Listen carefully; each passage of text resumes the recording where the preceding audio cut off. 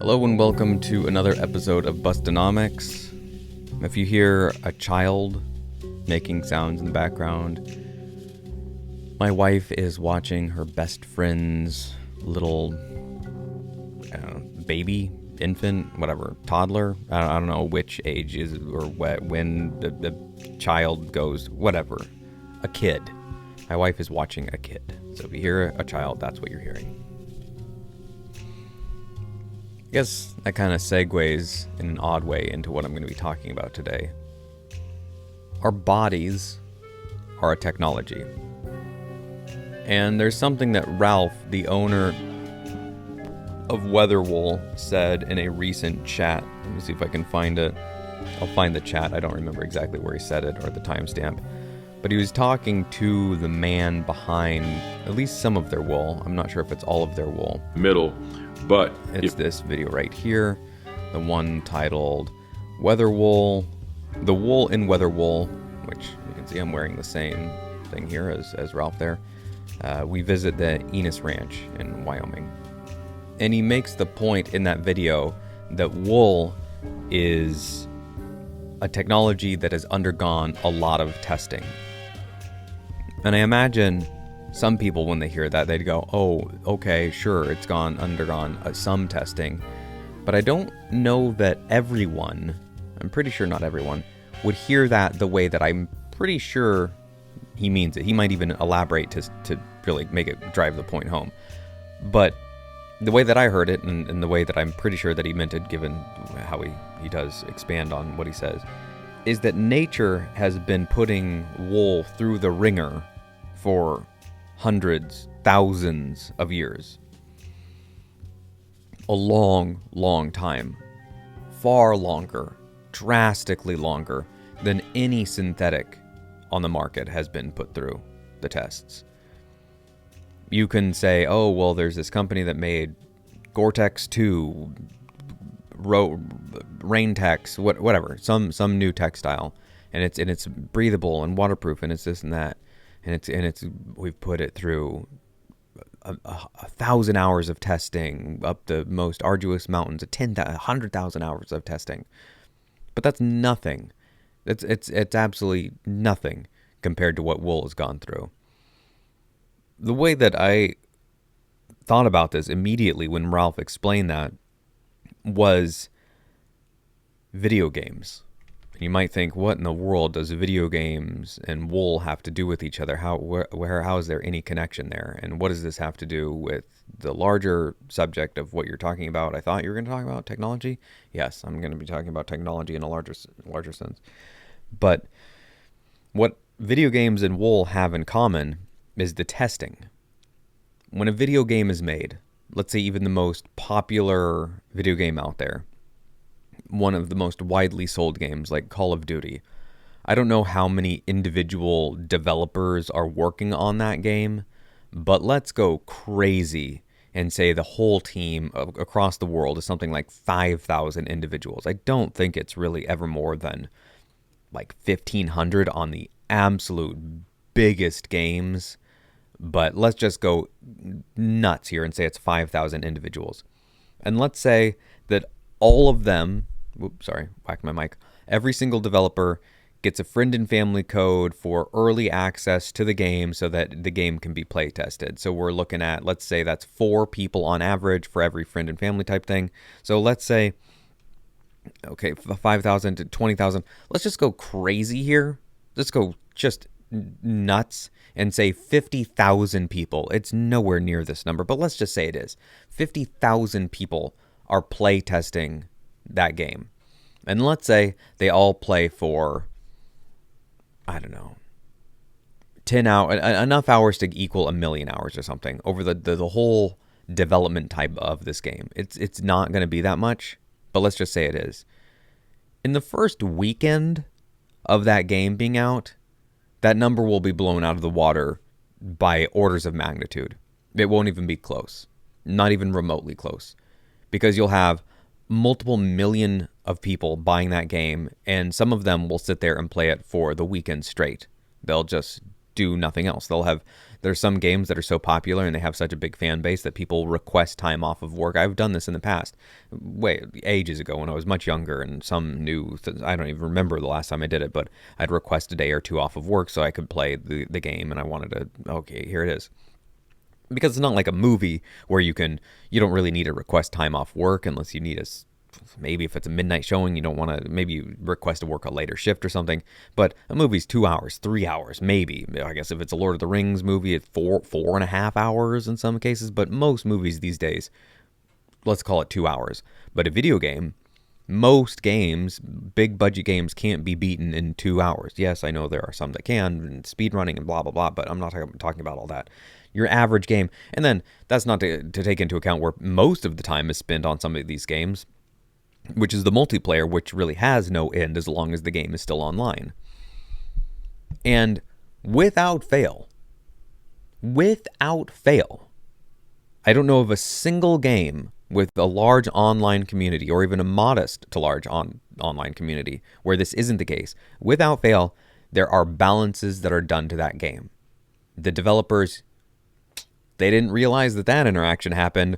Oh, if you pick up 2, I'm just making something up, crystal gems here, and while you have the silver sword, it makes you way too strong when you're in this one zone. There's just no way to test every little interaction like that. And even with the number of people, every single permutation won't be tested, but there's a really good chance that the best things will be sussed out and figured out really fast. There's a card game that I play on and off here and there called Magic the Gathering. It's a collectible card game. You buy cards, you build your deck. It's not like a 52 card deck. There's thousands of cards. There's something like 10,000 unique cards or more, 50,000 unique. I don't know, a lot of unique cards. They all have different abilities. There's monsters and dragons and wizards and warriors and knights and clerics and the whole gamut. And the meta game is just sort of the best decks of the whole game that people have figured out. When a new set comes out, with all of the online play that happens and all the different resources that people have to communicate these days, the meta is usually figured out within about a week. It's that fast. Sometimes it's even faster, because people will see the cards as they're being spoiled when to hype up this new set that's coming out, and people will start to see interactions. They'll start to have ideas, and then they'll put those ideas into practice by actually playing the games, and then thousands of people will do the same thing, and it'll be quickly figured out that this card doesn't really work with that combination, but this one works really good, and so we keep that. And then boom, there you go. This is the deck that wins. And that happens really fast. To bring this all back to wool has been doing that process of, does this work? Does that work? Is it okay in this environment? Is it okay in the hot? Is it okay in the cold? How does it work when it's raining out? How does it work when it's dry out? How does it work here? How does it work here? How does it work in high climate? How does it work in low climate? How does it work in sea weather and in salt water? There are sheep in pretty much every part of the world, and different types of wool, from alpaca to llama. And yes, there's different creatures. I understand that. And that's why you have different types of wool. There has been so much nature, built-in environmental testing happening with wool that there is no synthetic, none, not one, that has come close to the amount of testing or ever will come close to the amount of testing.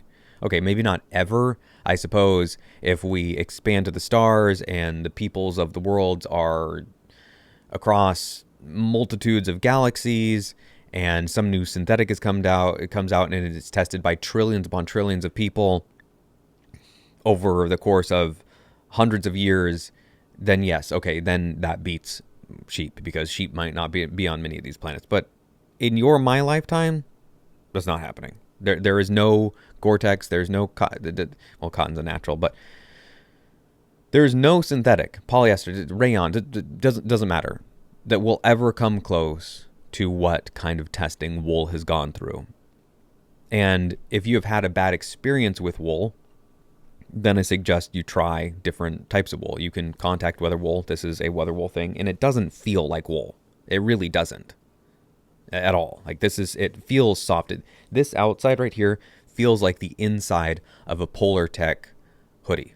That kind of pilled up, sort of tiny little rolled ball, sort of fuzzy, kind of like an old terry cloth, almost like an old beach towel. It's soft. There's no scratchiness to it whatsoever. I'm wearing this directly on my skin. I'm wearing a tank top under here. So most of my arms, aside from a tiny strap where the tank top is wearing this, and I haven't been slightly itchy at all. And I've tried to wear other wools on my skin, like smart wool stuff, which is designed to be worn directly on your skin. Ibex things. And that's not comfortable to me. It doesn't feel good. This feels great. There's some weird something that happens when I wear a lot of different wools where I get extra. It's not exactly sweaty. It's just kind of greasy. And it seems to like pull the grease out of me or something. I just feel slimy after a little while. And so I've worn long underwear that are wool, and I just feel gross after really not that long, an hour or so. And I got to get out of it. I can't handle it. Now, there's been a couple times where I've had to wear it because it's been so damn cold that it's feel gross and be warm, or be really cold and not feel gross, or still kind of feel gross because I got to take a shower to get rid of the grossness. Point is that my experience with wool directly on my skin in the past hasn't been great. What does this have to do with technology? And I mentioned that child and technology as a whole. I've been thinking about technology, and I mean this in a pretty broad sense, for a long time. And when I say a long time, I mean 5+ years, at least, maybe 10. Probably ever since I heard the term, and now I'm blanking on it, the Ray Kurzweil talks about it. What is it? What's the where the like humanity and technology merges? Ray Kurzweil singularity. There we go. Probably ever since I heard about the singularity, I've thought about technology, just kind of in the back of my head sort of way, and it's still largely in the back of my head. But I've spoken to my wife a few times recently about this and trying to get some of these ideas out there. And where I'm at right now on this subject is there is good technology, there is neutral technology, and there is bad technology. Or, I'm not sure if any technology is strictly... Yeah, I kind of think there is a bad technology. So what's an example of a good technology? A good technology would be wool. It would be your body. You are not your body. You are something else. And if you don't believe me there, here, just do this real quick. This will take a minute. Just look at anything. Just find a spot, look at it. Doesn't matter. Just lock your eyes to that spot. But then move your awareness to other things. I'm looking at a spot on my wall, but I'm paying attention to this light that's on my face. Now I'm paying attention to some shelves that are over here. Now I'm looking, even though my eyes are still locked on that point, I'm looking at this boom here. I see my hand here. I can see my hand here. Now I'm following my hand. But my eyes are not changing, but what I'm paying attention to is changing. So I am not my eyes, clearly. That's plain as day. I'm not my voice. I'm not my hearing. I'm not my hands. These hands are things that I am utilizing. It's a technology that whatever Dell is inhabiting and making use of. But my hand is not me. I own this hand, I guess, or I'm borrowing this hand from matter. So my body is a good technology. Now I can do bad things with it, sure, but it's a good technology. Trees are a good technology. Most things you can find in nature, aside from animals, are a good technology. You might go, why aren't animals a good technology? Animals are a neutral technology, as far as I'm concerned. Animals, fish, any of that. They can be good if you use them in a good way. If you train a dog and you have a well-trained sheep herding dog, if you have a horse that you use and it is useful, then that is a useful, good technology there. But plants are just doing their thing. There's just straight up, that's a good technology. There's nothing wrong with a tree. A tree is out there helping produce air, eating carbon emissions. It's doing God's work out there. That is a good technology. Now, we also have a lot of neutral technology. Most of the things I would say that you see around you I would call a neutral technology that can be used for good or bad. Here's a pocket knife. That's a neutral technology. Sharpened blades are a neutral technology. Cups, neutral technology. Wheels, cars, harmonicas, scissors, this mic, this camera. These are all things that can be used in no way at all. It can just sit there and it does nothing. If you have a camera sitting there, it's not actively doing something the way that a tree or grass or an animal is doing something. Now, like I said earlier, an animal is a neutral technology. The camera is just sitting there. You might say, oh, well, on a long enough time scale, it is falling apart, it is decomposing, and then those things are leaching into the nature around it, so that's a bad technology. All right, I'm talking more short time scale things. I guess that would be a bad outcome there, but this phone in and of itself, just sitting off to the side, that's not a bad tech. It is what it is. It's just sitting over there. Same with the knife, neutral technology. Now, I can use this for good things. I can use it to cut my nails, to slice open an apple, or I can use it to slit somebody's throat or attack somebody. Those are bad things. So this is neutral technology. Now, what is a bad technology? What is a bad technology? I haven't fully figured out what a bad technology is because I don't know, but I think that software, depending on the types, can be a bad technology. Here's the thing about software, and it's a thing that I've heard from people that work in video game development and they're coders and programmers, and I've heard this a number of times, enough times to know that there's something to it. There's no way to tell 100% what all software is doing all the time. You might know how one particular really simple, basic, bare bones program works. Okay, this program, all it does is it makes a line on my screen go over here and then it bounces back and it does this. That's all it does. There's no interacting with it. That's all it does. Okay, I understand that. Okay. But when things get really complex, like the entire back end of Facebook or mini websites or certain apps or different video games, things will go wrong and people don't know why right away. I just saw a post today on X or Twitter, a video game that I pay attention to and my wife and I have played, Baldur's Gate 3. They were about to release a new patch to update some stuff, do some tweaks, etc. And they said that something happened where the game mechanics in the background just weren't working. They just flat out were not doing what they were supposed to do. And they said, we're not sure what happened, but we're looking into this right now.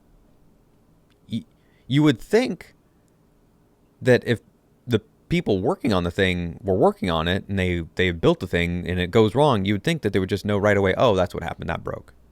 But that's not the case with software. A lot of the time, much of the time, it takes some digging in what happened here and how. There's so many lines of code and so many different things. Maybe with AI, which is another technology, which I think is not a good technology. I think it can be used for good, just as a hardened criminal can change his life and come around and be a good guy, sure. But as it is, not great. I do not think that AI is in a good place right now, and I don't think largely it is in good hands.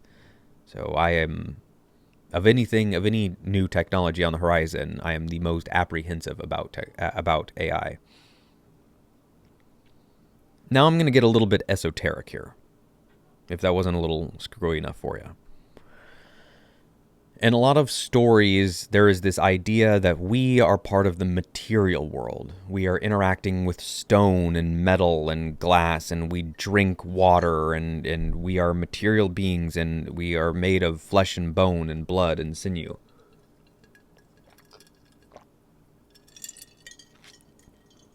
And it's usually a fantasy story. Someone reaches through to the other side. This is a thing in that Stranger Things show on Netflix, or at least it was for a couple of the seasons. There's the upside down world where everything's all dark and spooky. And every once in a while, something from the other side, the immaterial side, which also has material beings sometimes, will reach through to our side and do some fuckery. In Warhammer 40k, good grief, sorry.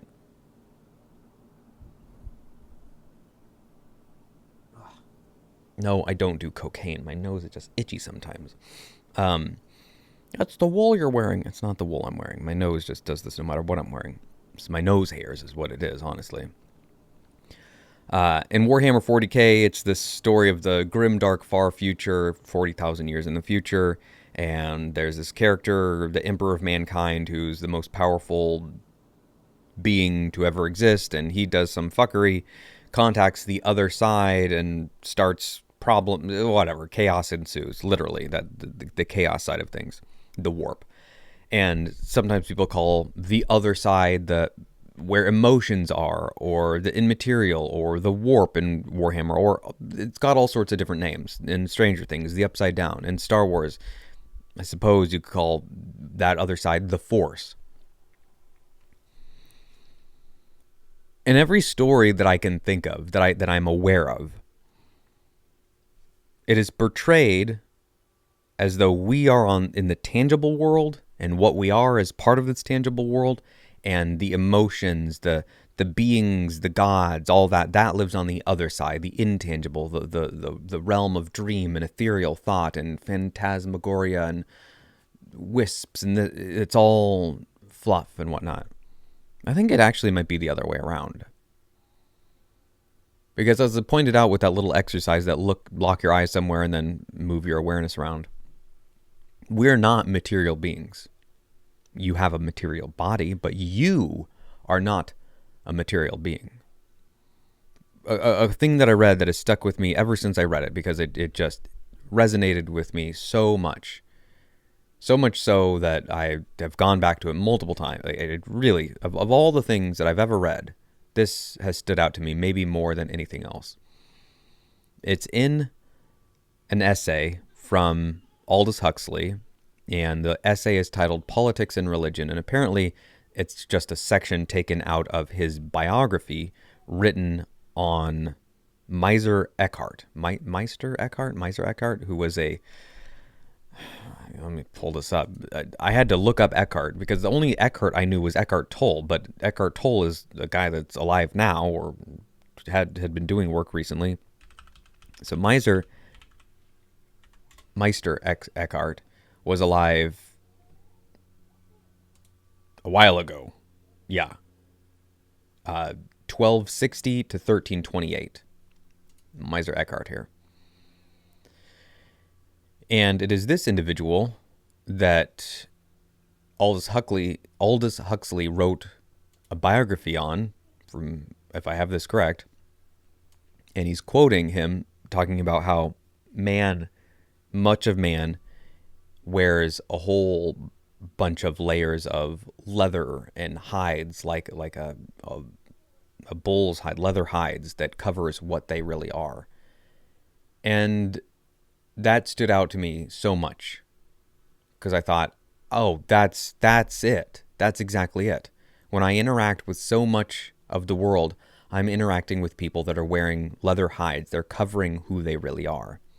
And you know, if you aren't wearing all that much leather, if you are bare, if you're, I don't mean in a physical sense. I mean in a soul sense, the light of you. If you can see the other person and you have that connection of, oh, I'm really connecting here, that feels different. It truly feels different. So I don't think that we are material beings. And I think a lot of people would probably agree with me there. And I think that there are many things that don't like us. I don't mean our bodies. I mean the us in us. Maybe I shouldn't say dislike or don't like us. That makes it sound like there's an antagonistic element to this, and that's not what I mean to say. What I'm trying to describe here is there is a material side of things, and there's an immaterial side of things. And where I stand right now is that we are an immaterial beings. We are immaterial things. And we need technology or have decided or have donned technology suits for some reason. I don't know. I don't know where I was before I was born. Maybe I was nowhere. Maybe the technology and the fusion of the cells and the neurons in my brain coming together in such a particular pattern gave me consciousness. Possibly. Maybe. I'm not sure. Or maybe this body comes together, forms the whole process of the sperm and an egg, and born, and the embryo, blah blah blah, and then here comes baby, and I'm born, and then consciousness finds this vessel. Maybe. I have no idea. Nobody knows how consciousness works or even what the hell it is. Even people know that, oh, I am conscious and I'm speaking to you. Okay, great. Thumbs up to that. But we can't explain it. We can't create it. We can't recreate it. We can't turn it on and off at will aside from sleep or anesthesia. But it's not like a computer that turn it off, turn it back on. It doesn't work like that.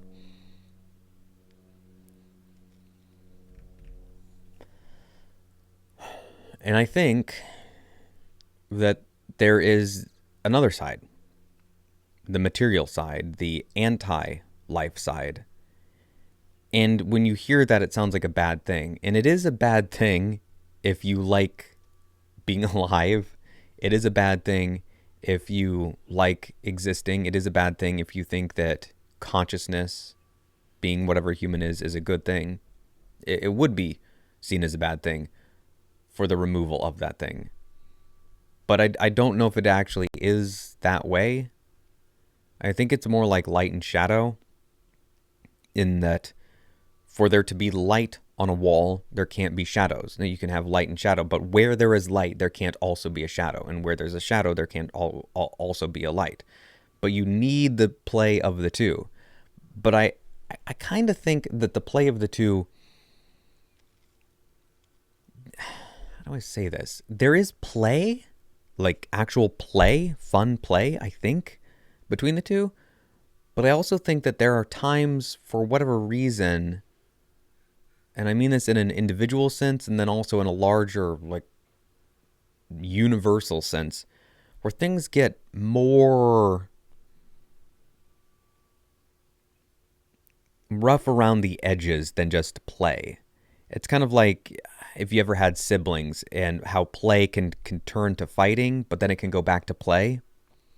Why that happens, why the change from the play to the fight happens, it would be hard to say exactly where that switch is and why it can weave back and forth. Well, how come my conversations with my wife can be fun and enjoyable and we're laughing 1 minute and then somehow weave off into a strange area where things are a little bit spiky, a little bit rough? Who said what? What was the look? What was the exact constriction of muscles that caused that, or was it something else? Was it no technology, not a body thing, but something else that happened? I don't know. And then how does it go back? How does that happen? I'm not sure. But I think when we notice it on an interpersonal, just a one-on-one level, it's a lot easier. Well, I know it's a lot easier to rectify and notice and to do something about than it is when it's a global, universal scale. And I kind of think that that's where we're at right now. And I have heard many times people talking about how, oh, we're out of whack and we're not in alignment with our past and our spiritual side is waning. Okay, maybe. But if I've been hearing that, and I've seen videos where people talk about this all the way back, dating to the 50s and 60s, old things, where people are saying this very thing, how long has that been the case? When did it start? I think it started in around 1945, in the 1940s, with the advent of the nuclear bomb. Because if you look at when that went off and how much technology has changed since then, how is sort of a gradual slope, just sort of an easy progression of this and then that and then boats and the steam engines. It's just all pretty simple. But then when that happened, it just went exponential. I am of the opinion that something happened there. And I don't mean just, oh, a bomb was dropped. I think that when the immaterial, which is what we are, utilized or allowed, maybe is a better way to say it, technology to enter our world and to be here on this plane of existence in such a dramatic way, to put it mildly, that it quite literally opened a door for technology to flood through. I think those bombs, this might sound wacky, but I kind of think I do believe this, that those bombs, the testing and the ones that were dropped into Japan, just all of that went off, blew doors open for technology to come flooding in. And the thing about that is there's good that has come of it. Certainly, we can point to all sorts of different medical advances that allows us to exist longer. Yeah, there's all sorts of different things that it's done for us. Transportation is faster. We can communicate quicker. We can do all sorts of really neat things.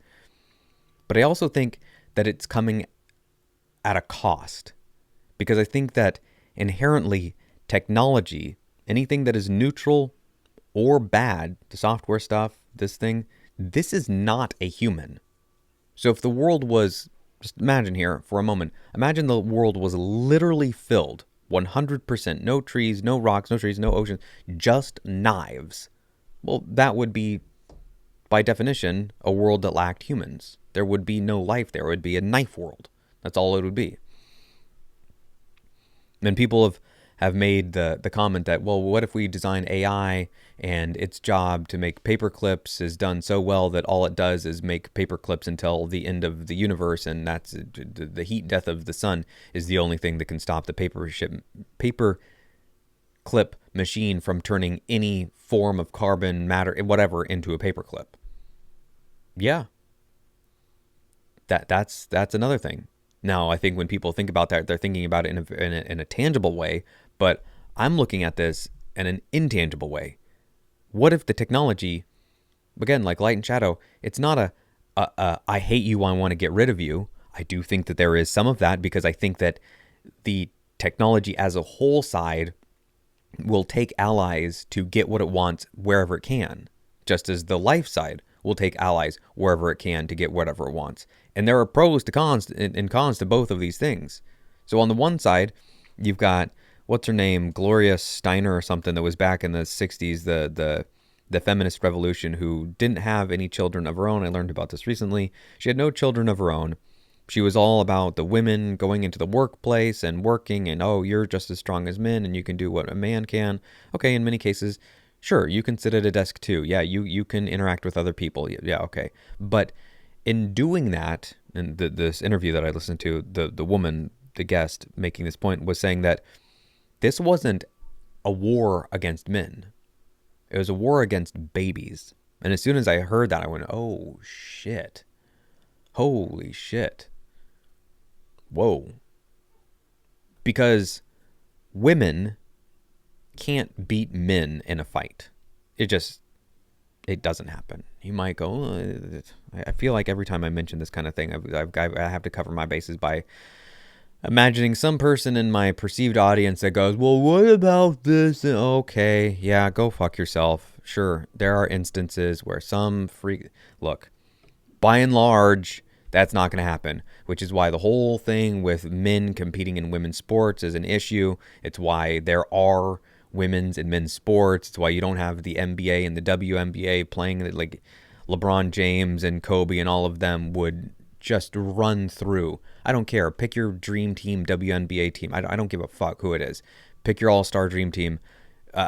You could even be like second stringers of the NBA, and they will just lose. It'll be 113 to 28 in basketball. It would be an absolute blowout. It won't even be close. Pick two women or a guy and a woman in the same weight class in martial arts, and the guy is just gonna demolish the woman. Okay, look, if you don't agree, I can't help you. But what a woman can beat in a fight, because it's not even remotely close to being fair, is a child, is a baby, is an unborn baby. Oh, yeah. Oh, yeah. Anybody can beat an unborn baby in a fight. So if the technology side of things saw an ally, and if I'm right here, if technology is the shadow or the light, however you want to look at it, doesn't really fucking matter, and it just wants more of itself, and it saw an ally in this Gloria Steinberg, whatever her name was, and said, oh, hey, wait, hang on a second, hang on here. I want more technology. You can help me out by making less people. Push this agenda, push this idea out there. Less babies will be had, which means there's less life, which means it'll give me more room. So you could pretty easily, and I don't even think I'd have to really convince anyone to say that there have been more phones made than babies in the last 50 years. I'm going to say that again. There have been more phones made than babies. A lot more. Like 100 to 1. So there is more technology coming into our world, at least through that lens, than there is life, seen from that one particular angle.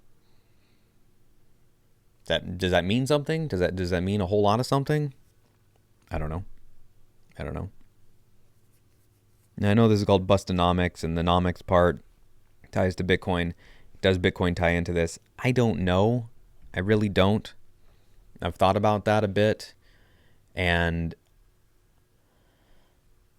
it seems to me that maybe, and I'll admit that I kind of want this to be true, but I don't know that it is, but it's possible that Bitcoin gives the life side a leash on the technology. And if you're wondering how that could possibly be, how can life take control of technology? How could it rein it in? How can it have a pin, a P-E-N, a pen, a cage for technology? How could you do that? And how could Bitcoin be that thing?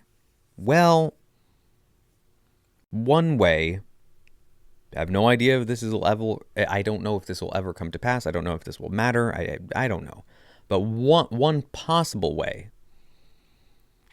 is that if we do start having AI become more commonplace, if we see AI in the world, if you call up a number and you're interacting with AI, if you get to a website and it says, how can I help you? And you start typing, oh, hi, I'm looking to see if you have this product, and it's an AI.